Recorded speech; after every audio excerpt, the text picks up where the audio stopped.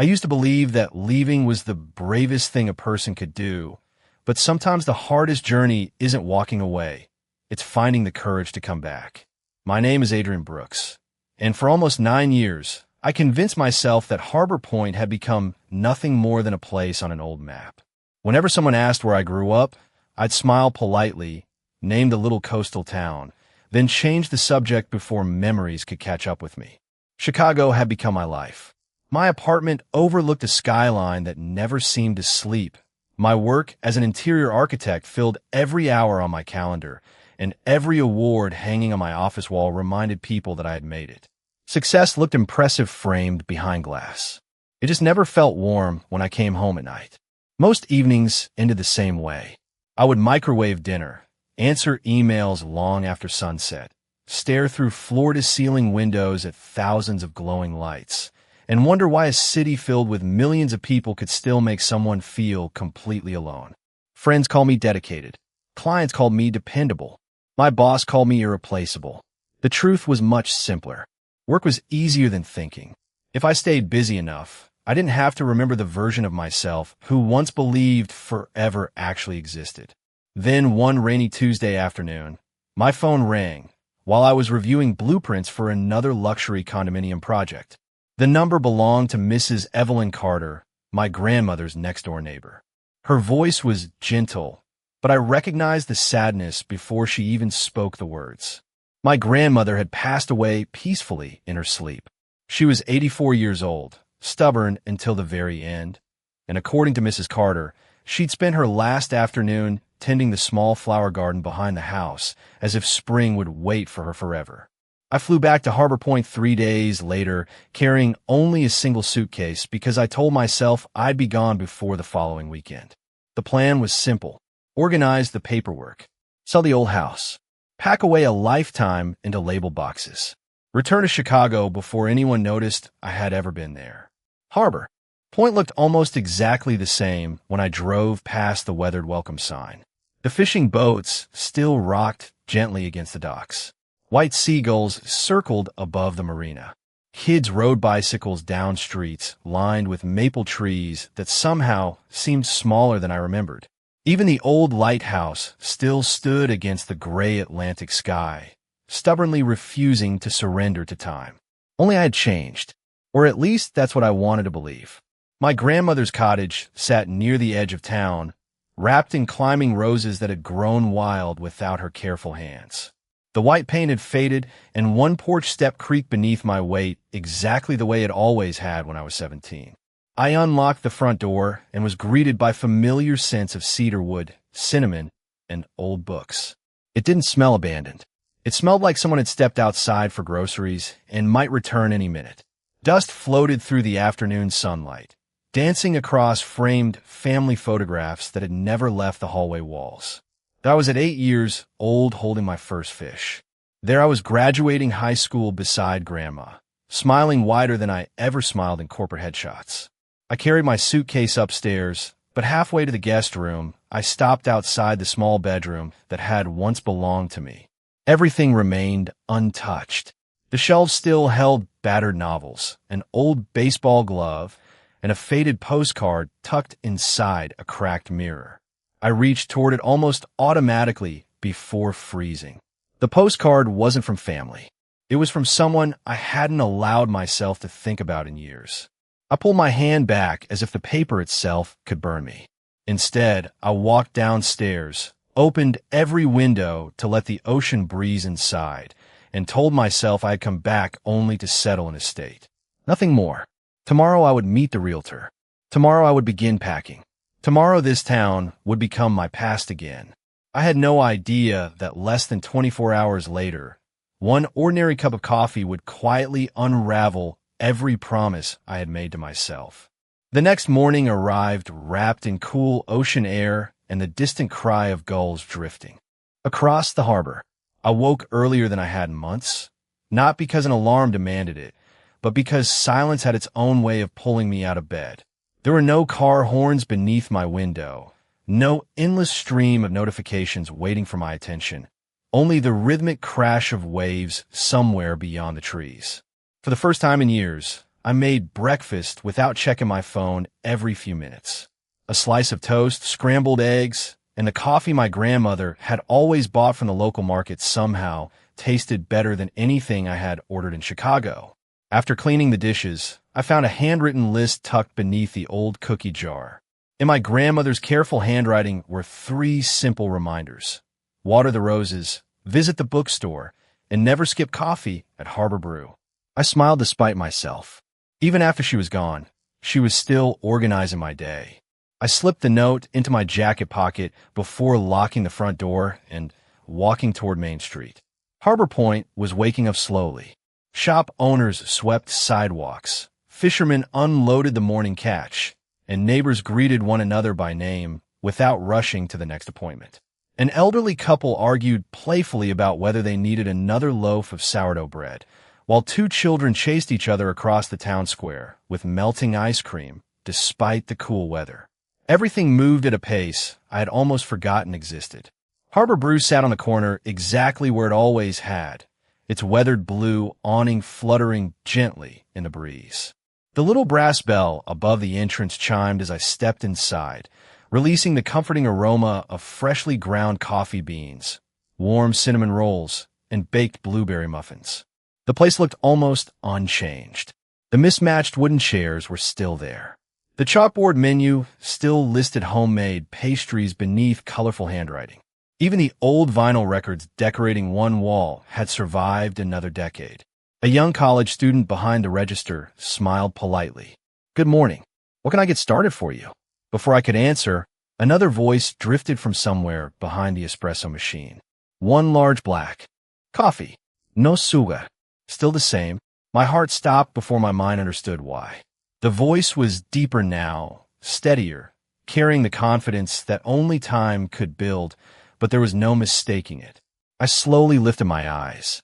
Standing behind the espresso machine, with rolled-up sleeves and a faded denim apron, was Landon Pierce. He looked older, of course.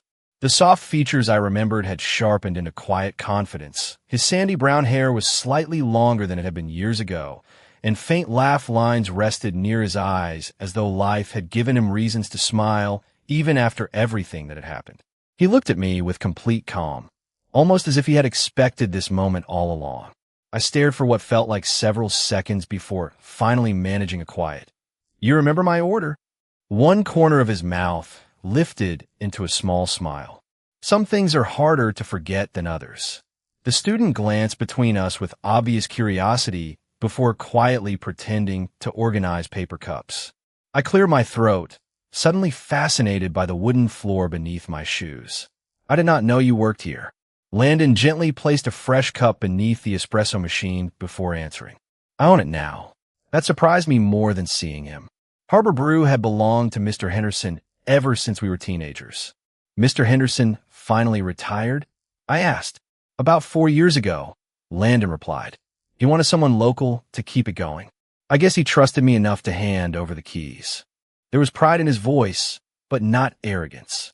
The kind of pride earned one early morning at a time. He slid a steaming mug across the polished wooden counter toward me. "First cup is on the house. Your grandmother never let me pay whenever I stopped by to fix something around her place." I looked down at the coffee. My grandmother had never mentioned that.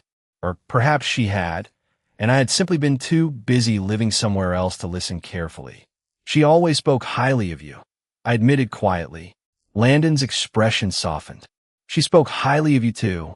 An awkward silence settled between us, not uncomfortable exactly, but heavy with years that neither of us knew how to measure. Customers continued walking in and out. Conversations filled the room, milk steamed, cups clinked together, yet somehow everything around us faded into background noise. I had imagined this reunion 100 different ways over the years whenever memories slipped past the walls I had built around them. Sometimes he was angry, sometimes indifferent, sometimes he never recognized me at all. I had never imagined something this ordinary. No dramatic confrontation, no impossible coincidence. Just 2 people standing across a coffee counter on a quiet Thursday morning, carrying years of unanswered questions behind polite smiles. As I reached for my wallet, Landon shook his head. "Keep it," he said gently. Consider it a welcome home. I almost corrected him, almost explained that Harbor Point was only a temporary stop before returning to Chicago, but the words never came. Instead, I wrapped both hands around the warm mug, thanked him, and chose a seat beside the front window. Through the glass, I could see fishing boats drifting across the marina, while reflections danced across the water. Behind the counter, Landon greeted every customer by name, remembered their usual orders, laughed easily with the regulars, and somehow made the entire cafe feel like an extension of his own living room. Watching him, I realized something that unsettled me more than seeing him again. While I had spent years trying to outrun my past, he had quietly built an entire life in the place I had abandoned. I spent the rest of the afternoon trying to convince myself that the meeting at Harbor Brew had meant nothing more than an unexpected coincidence. But Harbor Point had a way of making denial almost impossible. Every street seemed to carry a memory I had carefully buried beneath years of deadlines and apartment leases. Even simple errands became small walks through another version of my life. The realtor called just after lunch to confirm she could meet the following morning, leaving me with an entire afternoon and no real excuse to stay inside the old cottage. My grandmother had always believed idle hands attracted unnecessary sadness, so I borrowed a pair of gardening gloves from a shed and walked into the backyard. The rose bushes had grown taller than the white fence, their branches twisting in every direction after months without careful pruning. I remembered spending countless Saturday mornings beside Grandma, holding a bucket while she explained that flowers were a lot like people. Ignore them for too long, and they stopped believing anyone was coming back. I smiled at the memory while clipping away dead branches one by one. It was peaceful work, honest work. For the first time in months, my mind stopped racing toward tomorrow. A familiar pickup truck rolled slowly to a stop beside the fence, just as the afternoon sun drifted lower over the harbor. I looked up to find Landon climbing out, carrying a small wooden toolbox that looked as though it had seen years of use. He hesitated for only a moment before offering an awkward wave. "Mrs. Carter told me you were back," he said. She also mentioned the porch railing looked loose after last winter. I instinctively glanced toward the porch. He was right. One side leaned slightly outward. "You came all the way over just to fix that?" I asked. He shrugged with the same quiet ease I remembered from years ago. "Your grandmother never liked waiting for repairs." I laughed softly. No, she definitely did not. Without another word, he set the toolbox on the porch and knelt beside the railing, examining each weathered board with practiced attention. I watched for a few moments before realizing he had become remarkably skilled with his hands. Every movement was careful and deliberate, as though restoring old things required equal parts patience and respect. "I thought you wanted to become a marine biologist," I said while carrying over a glass of iced tea. He accepted it with a grateful smile. "I did. Life had different plans." He tightened another bolt before continuing. "After Dad got sick, college stopped being realistic. I started helping an old boat builder down at the marina. Turns out I loved restoring wooden boats almost as much as studying them." There was no bitterness in his voice, only acceptance. Now I repair fishing boats, restore old sailboats, and somehow ended up owning a coffee shop too. That sounds like 2 full-time jobs. He laughed. "Some weeks it feels like 3. His easy laughter caught me off guard. I had spent years imagining that both of us must have carried the same weight, the same lingering sadness. Instead, the man standing in front of me looked grounded, as though life had taught him how to bend without breaking. We finished repairing the porch together, mostly in comfortable silence. Every now and then our hands reached for the same screwdriver or measuring tape, followed by small, almost embarrassed smiles that disappeared just as quickly. The quiet between us no longer felt empty. It felt unfinished. As the sun settled lower, golden light spilled across the backyard, painting the roses with a warm glow that reminded me why artists always struggled to capture evenings near the ocean. "You still sketch?" Landon asked suddenly. I looked at him in surprise.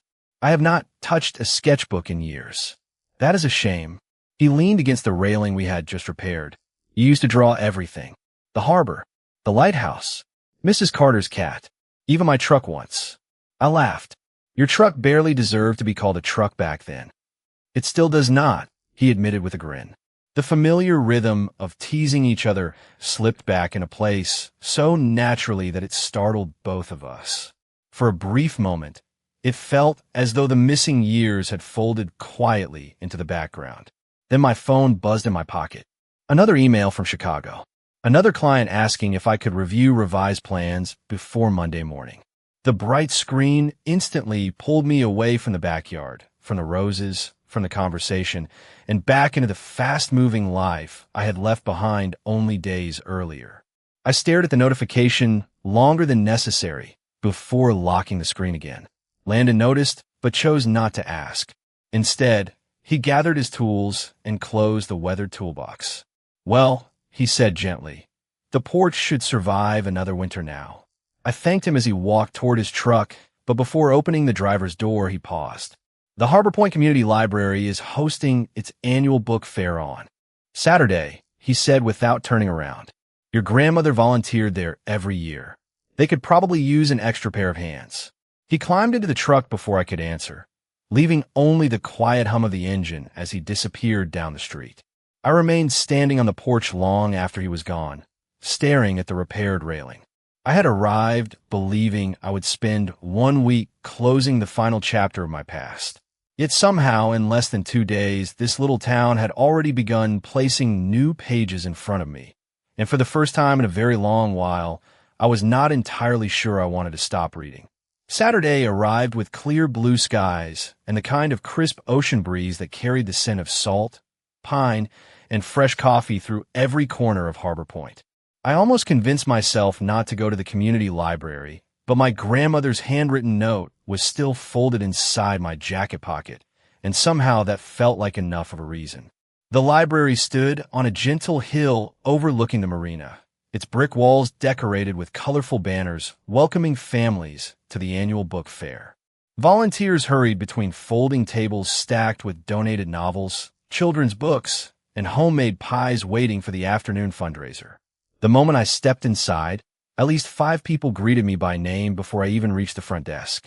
It was both comforting and slightly overwhelming to realize that, after nearly a decade away, this town still remembered me better than I remembered myself. Mrs. Donnelly, the retired librarian, wrapped me in a warm hug before handing me a box filled with old paperbacks. "Your grandmother always organized the fiction table," she said with a smile. "I think she would be happy to see you finishing what she started."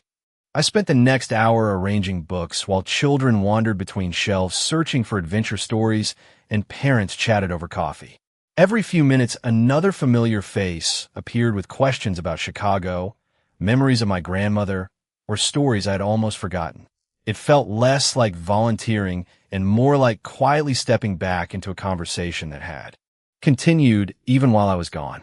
Around noon, Landon arrived carrying 2 large trays filled with sandwiches and pastries from Harbor Brew. The room immediately grew brighter as people called out greetings from every direction. He answered each one with the same easy smile I had watched behind the coffee counter, somehow making every person feel seen without rushing the next conversation. When he finally reached my table, he held out a wrapped turkey sandwich. "You skipped breakfast again, did not you?" he asked. I laughed in surprise. "How do you know that?" "Because your coffee this morning disappeared much faster than the blueberry muffins sitting beside it." I shook my head. "You still notice everything. Only the important things."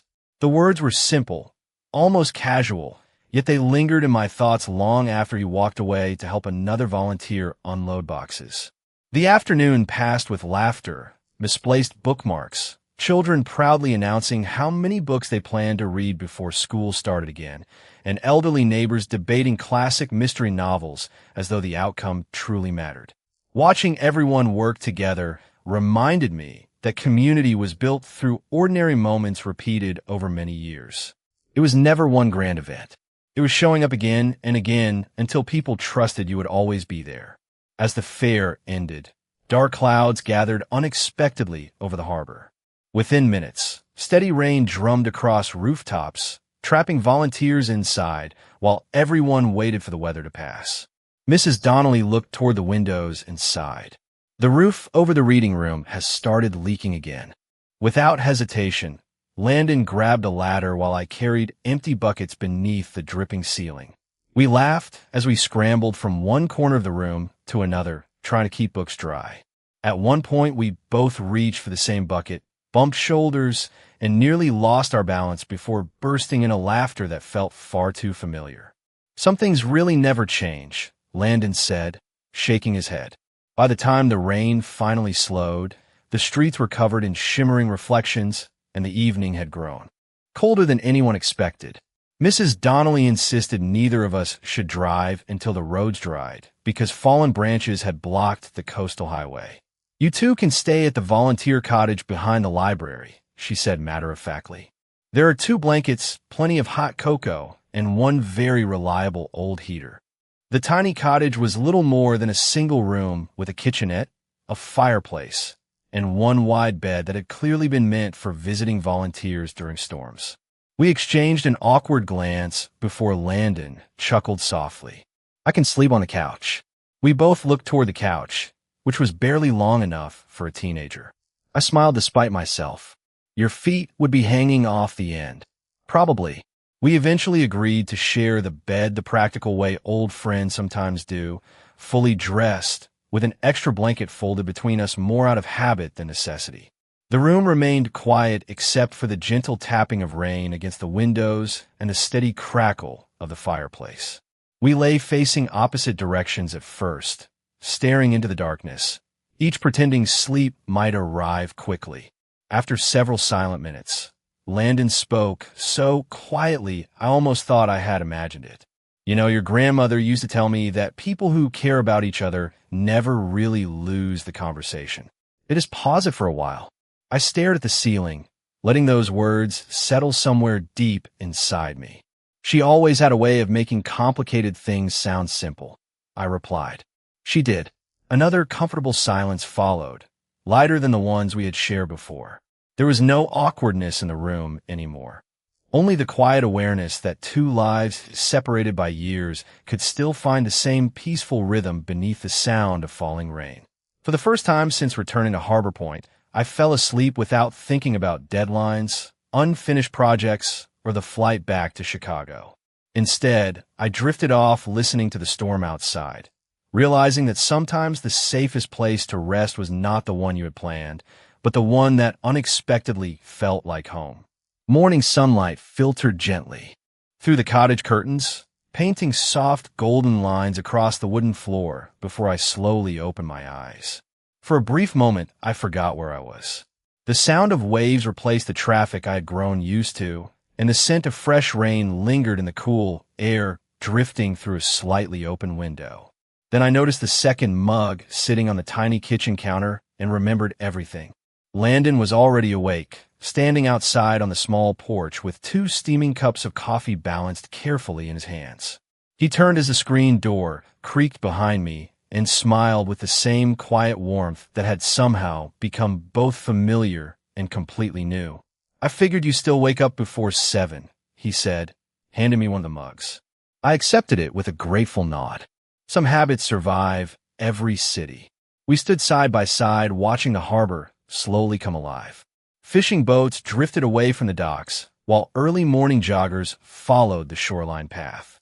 Nobody rushed. Nobody seemed desperate to outrun the day. After a few peaceful minutes, Landon glanced toward the cottage behind us. "Mrs. Donnelly will probably tell everyone we survived the storm together." I laughed. "This is Harbor Point. I am pretty sure everyone already knows." He laughed too. "You are probably right." The drive back to my grandmother's house felt surprisingly short. Before leaving, Landon helped return folding tables to the library storage room, then promised to stop by later in the week to check whether the repaired porch had survived the heavy rain. I watched his truck disappear down the quiet road before unlocking the front door. The cottage felt different somehow, less like a place waiting to be emptied and more like a home patiently waiting for someone to notice the little stories hidden inside it. Instead of packing boxes, I wandered from room to room, carrying a notebook, writing down small details I wanted to remember before selling the house. The tiny chip in the kitchen table where I had dropped a science project in middle school. The pencil marks inside the pantry showing my height each birthday. The faded seashell wind chime Grandma insisted brought good luck even, though every strong breeze tangled its strings together. While cleaning the upstairs hallway closet, I discovered an old cedar chest tucked beneath winter blankets. Inside were family photo albums, holiday cards, and carefully organized envelopes tied together with pale blue ribbon. Curious, I sat cross-legged on the floor and began opening them one at a time. Most contained birthday cards, grocery lists, and handwritten recipes. Then I found a small envelope with my name written across the front in handwriting I recognized immediately. My heartbeat slowed. It belonged to Landon. The envelope had never been opened.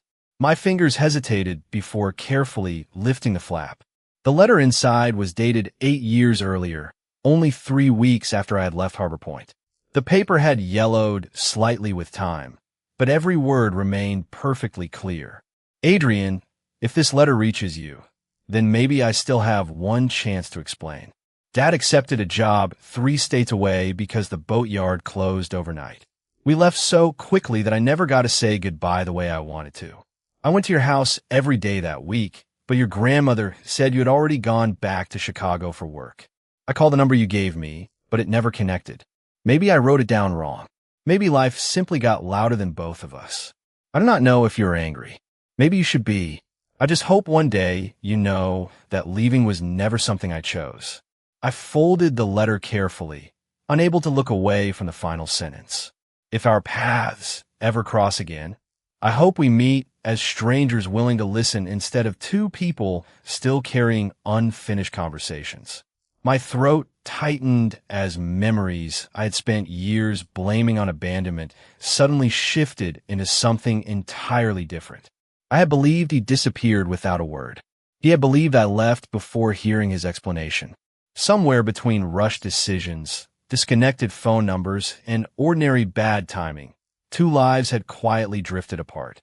I searched the cedar chest again and found 3 more unopened letters, each written months apart, each returned to my grandmother after forwarding attempts had failed. Because I had moved apartments twice during my first years in Chicago, Grandma had kept every single one. She had never thrown them away. A soft knock interrupted my thoughts. Mrs. Carter stood outside holding a basket filled with homemade blueberry muffins. "I thought you might need lunch," she said with a kind smile, before noticing the letters scattered across the dining table. Her expression softened immediately. "She wanted to give those to you many times," she admitted gently. "But every time she mentioned them, you sounded so busy on the phone that she worried opening old wounds might only make you stay away longer." I lowered my eyes toward the weathered envelopes. For years, I had believed silence meant someone had stopped caring. Sitting in that quiet little house, surrounded by words that had simply arrived too late, I realized silence sometimes had nothing to do with love at all. Sometimes it was only the heartbreaking distance between 2 people who never stopped trying to find each other. The letters stayed on the dining table long after the afternoon sunlight had shifted across the room. I read each one again, slower this time, noticing little details I had missed before. Landon always dated every page. He always ended with hope instead of resentment. Even when months had passed without a reply, his words never accused me of leaving. They simply wished that I was happy wherever life had taken me. By the time I finished the final letter, I realized I had built an entire version of the past around a misunderstanding that neither of us had chosen. I slipped the envelopes carefully back into their ribbon and sat quietly beside the living room window, watching the breeze move through my grandmother's rose garden. For years, I had blamed Harbor Point for reminding me of heartbreak. Now it felt as though the town had been patiently protecting the truth until I was finally ready to hear it. My phone buzzed against the coffee table, pulling me back into the present. It was my supervisor in Chicago asking whether I had made a decision about leading the Boston redevelopment project. The promotion came with a significant raise, a larger design team, and everything I'd spent years working toward. All I had to do was confirm my return date.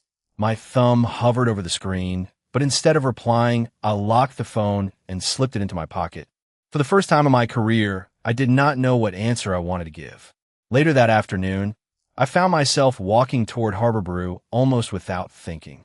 The familiar brass bell rang softly as I stepped inside. The afternoon crowd had already thinned, leaving only a few customers reading books by the windows while quiet acoustic music drifted through the cafe. Landon looked up from wiping the counter and smiled when he saw me. "You look like someone carrying a very heavy thought," he said. I laughed softly. "Is it that obvious?" "Only to someone who has known you for a long time." He poured 2 coffees without asking what I wanted and nodded toward the small patio overlooking the harbor. We carried our mugs outside where colorful flower boxes lined the wooden railing and fishing boats rocked gently beneath the fading afternoon sun. For a few minutes, neither of us spoke. The silence felt comfortable, almost necessary. Finally, I reached into my jacket and placed the bundle of letters on the table between us. Landon's expression changed the moment he recognized the handwriting. "I found them this morning," I said quietly. He stared at the envelopes without touching them. "I thought they were lost. They never reached me." He slowly exhaled, the kind of breath someone releases after carrying invisible weight for years. "I kept wondering why you never answered. I thought you'd disappear without saying goodbye." We looked at each other for a long moment before something unexpected happened. We both laughed, not because anything about the situation was funny, but because the truth was almost unbelievably simple. 8 years of regret had been built upon missed addresses, unanswered calls, and terrible timing. We were both incredibly stubborn, Landon admitted. "That too," I agreed with a smile. The conversation that followed was unlike any we had shared before. There were no dramatic confessions or emotional speeches. Instead, we traded ordinary memories that somehow carried extraordinary meaning. He told me about restoring his first fishing boat by himself and accidentally painting one side the wrong shade of blue. I admitted that my first apartment in Chicago had been so small my drafting table barely fit beside the bed. He confessed that owning a coffee shop had terrified him at first because he knew more about repairing engines than baking pastries. I admitted I still burned grilled cheese sandwiches whenever I was distracted. We laughed often, interrupted each other constantly, and somehow discovered that despite nearly a decade apart, we still understood each other's rhythm without trying. As evenings settled across the harbor, Landon leaned back in his chair and watched a family walking along the pier with their golden retriever chasing seagulls. "You know," he said thoughtfully, "I used to think growing up meant leaving places behind. What changed your mind?" He smiled gently. "I realized home is not the place that keeps you from changing. It is the place that lets you become yourself without pretending to be someone else." His words stayed with me as we closed the cafe together an hour later. Before locking the front door, he handed me a small paper bag. Inside were 2 cinnamon rolls, still warm from the oven. "Breakfast tomorrow," he said, "unless you plan on skipping it again." I laughed. "You really are impossible." "So I've been told." Walking back through the quiet streets with a warm paper bag tucked beneath my arm, I noticed something I had overlooked since returning. Harbor Point no longer felt like the town where my story had stopped. It was beginning to feel like the place where I had finally started listening to it again. And somewhere between forgotten letters, shared coffee, and simple conversations that asked nothing in return, the future I had spent years chasing suddenly seemed far less certain than the life quietly waiting for me by the sea.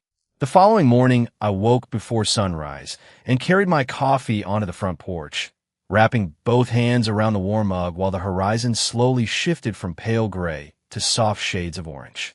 Harbor Point always seemed to greet the day without urgency, as though it understood there was enough time for everything that truly mattered. A fishing boat drifted away from the marina, gulls traced lazy circles above the water, and somewhere nearby, someone was playing an old country song on a porch radio. It was the kind of morning that asked nothing from me except to be present. My phone vibrated again. The same email waited for me, along with 2 new messages from my supervisor reminding me that the Boston project could not remain undecided forever. They needed an answer within 48 hours. I stared at the screen for several long moments before slipping the phone back into my pocket. 8 years earlier, I would have answered within minutes. My career had always come first because it was the only part of my life I believed I could control. Now, for the first time, certainty felt strangely overrated. Around mid-morning, Landon stopped by carrying a small cardboard box. "Special delivery," he announced with an amused grin.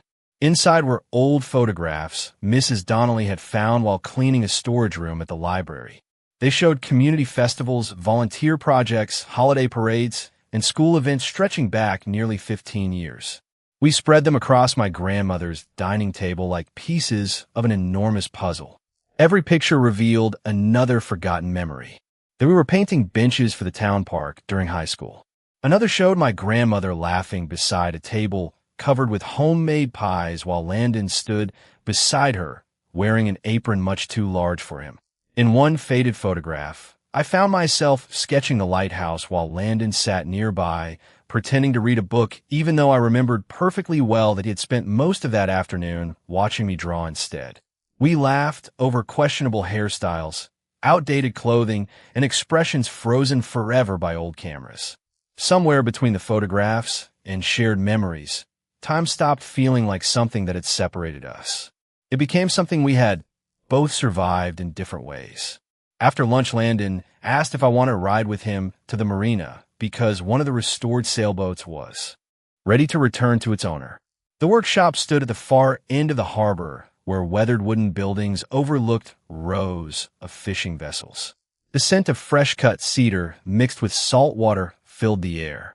Inside, unfinished boats rested on sturdy supports while neatly organized tools lined the walls. Every surface reflected quiet craftsmanship rather than hurried production. Landon ran his hand gently along the polished railing of a restored sailboat. She was built in 1978, he explained. Most people thought she was beyond saving. I admired the smooth finish beneath my fingertips. "You made her look brand new." He smiled and shook his head. "Not brand new, just ready for another chapter." His answer lingered in my thoughts because it sounded less like he was describing a boat and more like he was talking about people.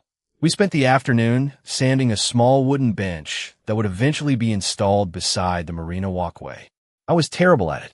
Fine sawdust covered my jeans. I accidentally sanded one corner uneven, and Landon laughed every time I frowned at my own mistakes. "You still expect perfection from yourself," he observed. "Occupational hazard," I admitted. "Maybe." He handed me another piece of sandpaper. "But what does not become beautiful because it is perfect. It becomes beautiful because someone cared enough to keep working on it." As the sun began sinking toward the ocean, we carried the finished bench outside and placed it temporarily near the dock. An elderly couple walking hand in hand stopped to admire it before sitting down together to watch the sunset. Neither of them spoke. They simply smiled at each other while the sky reflected shades of gold across the water. "That is my favorite part," Landon said quietly. "Not building something, watching people use it." I understood exactly what he meant. Designing luxury apartments had earned me recognition, but I rarely saw the people who eventually lived inside them. Standing beside Landon, watching strangers enjoy something we had finished together only minutes earlier, I felt a kind of satisfaction that no award ceremony had ever given me. As twilight settled, over Harbor Point, my phone rang again. This time it was not an email. It was my supervisor calling personally. I stepped a few feet away before answering. He congratulated me once more on the Boston opportunity and explained that if I declined, they would offer the position to someone else by the end of the week. It was not pressure. It was simply reality. After the call ended, I remained standing near the water, staring at the dark screen in my hand. Landon did not ask what had happened. He simply joined me beside the dock, slipping his hands into his jacket pockets as evening settled around us. After a long silence, he finally spoke. "Whatever you choose, Adrian, make sure it is because it is what you truly want." I looked at him, searching for something more, some request that I stay, some reason to make the decision easier. Instead, I found only quiet sincerity. He smiled gently before adding, "I do not want your future to become another thing you blame on this town." Those words stayed with me all the way home because they carried no expectation, no guilt, and no hidden promise. They were simply the kindest thing anyone had said to me in a very long time, and somehow that made choosing my future more difficult than ever before. That night, I barely slept. The ceiling above my old bedroom looked exactly as it had when I was 18, yet my thoughts belonged to someone much older. On the desk beside the window rested my laptop, still displaying the email, waiting for my decision. Accepting the Boston project meant another promotion, another step forward, another carefully planned chapter. Declining, it meant walking away from the career path I had spent years building.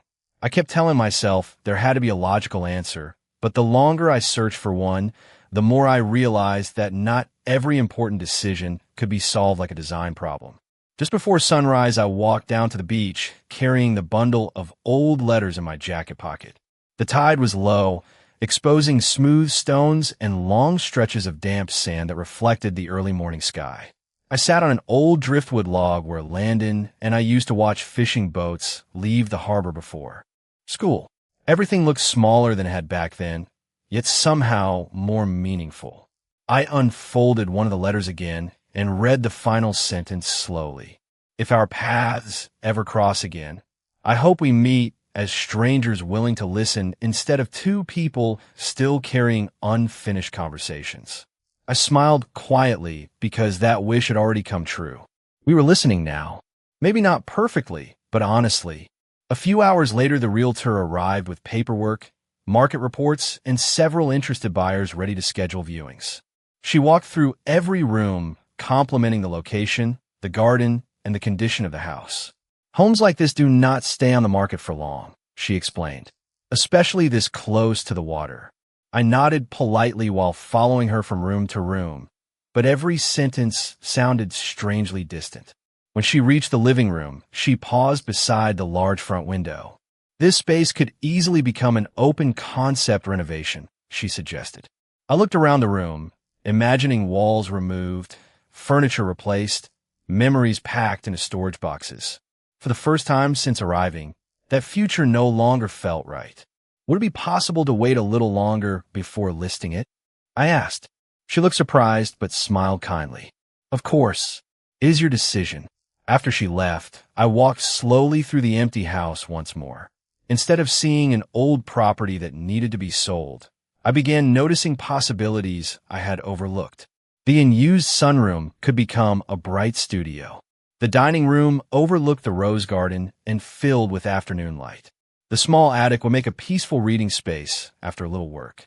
My architect's mind, trained to imagine what spaces could become, suddenly stopped seeing endings and started seeing beginnings.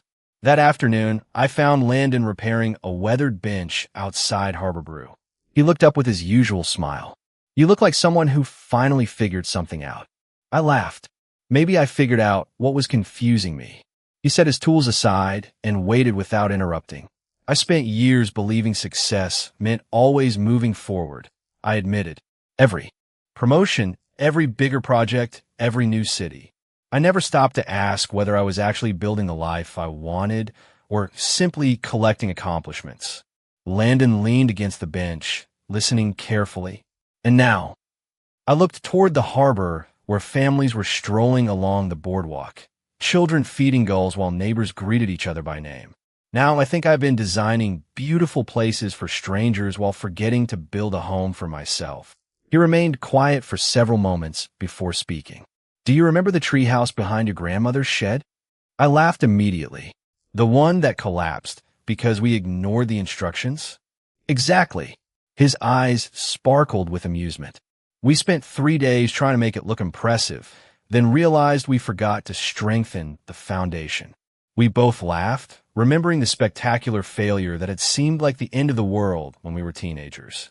"Life feels a little like that sometimes," he continued. "We get so busy making everything look successful that we forget to ask whether it is built on something that can actually hold us." His words settled deeply inside me because they described exactly what I had been feeling without ever finding the language to explain it. As evening approached, Harbor Point prepared for its weekly outdoor concert near the marina. Folding chairs filled the waterfront. Local musicians tuned guitars, and food trucks lined the street with the familiar aromas of barbecue, fresh popcorn, and homemade peach pie. Landon and I carried blankets to the grass and found a quiet spot overlooking the stage. Families danced barefoot on the lawn, while children chased bubbles floating through the warm summer air. The music was simple, the laughter genuine, and for the first time in years, I stopped wondering what came next. Halfway through the final song, I reached into my pocket, unlocked my phone, and opened the email from Chicago. I thanked my supervisor sincerely for believing in me, expressed my gratitude for every opportunity the company had given me, and respectfully declined the Boston position. After reading the message one final time, I pressed send. I expected panic. Instead, an extraordinary sense of calm settled over me. Landon noticed the small smile on my face, but did not ask what I had done. He simply handed me a cup of lemonade and looked toward the stage as the audience applauded the final performance. Somehow, without either of us saying a single word about the future, it already felt as though both of us had quietly taken the first step toward it together. 1 year later, the first thing people noticed when they walked through the white gate of my grandmother's old cottage was not how much had changed, but how much had stayed the same. The rose garden still bloomed beneath the front windows. The weathered porch, now carefully restored, still creaked softly beneath familiar footsteps. The difference was that laughter filled the house again. The dining room had become a bright design studio where sketches covered large wooden tables instead of disappearing into digital folders hidden inside office towers. The old sunroom overlooked the garden and now served as a quiet reading lounge lined with donated books from the community library. Every Friday afternoon, children gathered there for free art classes while retirees stopped by with homemade cookies and stories that somehow always lasted longer than expected. We call the place Harbor House Studio because neither of us wanted it to belong only to one person. It belonged to the town that had quietly given both of us another chance. Harbor Brew remained only a short walk away, and every morning Landon arrived carrying 2 cups of coffee before unlocking the cafe. We had settled into a rhythm that never needed complicated promises. Some days he worked beside me, helping build custom shelves for local families. Other days, I carried blueprints to the marina where we designed comfortable seating areas overlooking the water. We never stopped encouraging each other's dreams. Instead of asking one another to choose between love and purpose, we discovered that both grew stronger when shared. The little bench we had repaired together months earlier had become everyone's favorite place to watch the sunset. Almost every evening someone occupied it. Young couples planning futures, grandparents holding hands after decades together, teenagers talking about colleges they hope to attend, fishermen quietly drinking coffee before sunrise. Whenever I walked past, I smiled because I finally understood what Landon had meant. The greatest satisfaction was never creating something beautiful. It was watching people build memories around it. One Saturday morning, Mrs. Donnelly visited Harbor House, carrying another dusty cardboard box rescued from the library basement. Inside were old photographs, newspaper clippings, and a worn guest book from community events stretching back nearly 40 years. She insisted the collection belonged with us because, as she cheerfully declared, we had accidentally become unofficial historians of Harbor Point. While organizing everything, I found one final note tucked between 2 faded photographs. It was written in my grandmother's familiar handwriting on a small recipe card. If you're reading this, then perhaps you finally slowed down long enough to notice what was always waiting for you. A house becomes a home because people choose to return. A heart does exactly the same thing. I read the words twice before quietly placing the card inside a frame near the front entrance. Every visitor who stepped through the door would see it, though few would know how much those simple sentences had changed my life. Late that afternoon, Landon suggested we close the studio early and walk down to the lighthouse. We carried sandwiches from Harbor Brew and climbed the familiar path overlooking the Atlantic Ocean. The breeze was cool, carrying the scent of salt and pine exactly as it had when we were teenagers. We sat on the grassy hill, watching waves roll steadily toward the shore. "Do you ever miss Chicago?" Landon asked after a while. I considered the question honestly before answering. Sometimes I miss parts of it. The museums, the architecture, a few good friends. I smiled as I looked toward Harbor Point below us. but I did not miss feeling like I had to earn the right to rest. He nodded with quiet understanding. I'm glad you stayed. I looked at him, no longer afraid of the truth that had once seemed impossible to say. I'm glad I stopped running. He reached over and gently squeezed my hand, not as a grand declaration, but as the most natural gesture in the world. It was enough. Some stories end with dramatic speeches, impossible coincidences, or perfect moments that seem larger than life. Ours ended and began again, with ordinary mornings, shared coffee, unfinished conversations finally completed, and two people who learned that love grows strongest in the quiet spaces where trust is patiently rebuilt one day at a time. Looking back now, I no longer think the greatest turning point of my life was leaving Harbor Point all those years ago. It was finding the courage to return without expecting the past to remain unchanged. Because the past had changed. We had changed. We had become people capable of listening instead of assuming, staying instead of running, and building instead of hiding. The success I had chased across crowded cities was real, but it was never the whole picture. Real success turned out to be much quieter. It sounded like neighbors calling your name as you walked down Main Street. It smelled like fresh coffee drifting through an open cafe door each morning. It looked like an old house filled with laughter once again. And if there is one lesson my journey taught me, it is this. Life rarely gives us the chance to rewrite yesterday, but it quietly offers us something even more valuable every single morning.